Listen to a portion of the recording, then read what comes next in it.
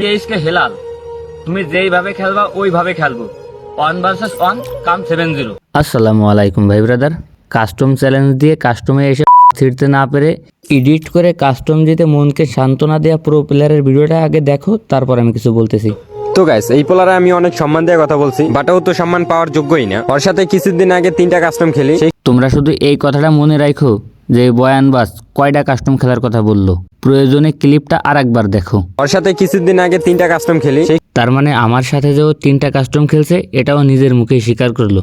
ওকে, তারপরে দেখো। এখানে দুইটাই আমার কাছে হারে, একটা হারে 1-7 আর একটা হারে 4-7। এই বয়ানবাজের কথা মতে ওর সাথে 3টা কাস্টম খেলছি, তার ভিতরে ওর কাছে আমিই 2টা হারছি, একটা 7-4 একটা 7-1, তাই তো? ও আমারে হারানোর স্বপ্ন দেখে কেমনে কি ভিডিও বানাইছে তার সব প্রমাণ আমি দিচ্ছি, আগে পুরো ভিডিওটা দেখো। আমার কাছে হাইরা এমন ভাবে এডিট করছে, ওর কাছে তো জুয়েল 9x হার মানবো।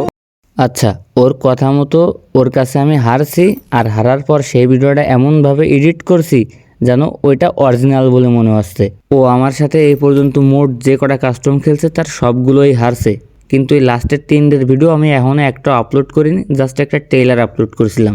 তার মানে ও মনে মনে ভয় পাচ্ছে যে ওর এই হারের ভিডিও আমি আপলোড করলে এই বয়ানবাজ যে সবসময় বয়ানবাজি করে, স্ক্রিপ্টেড ভিডিও বানায় এবং সেই সব দেখায় পাবলিকদের চুতিয়া বানায়, এটা সবাই জানে যাবে না।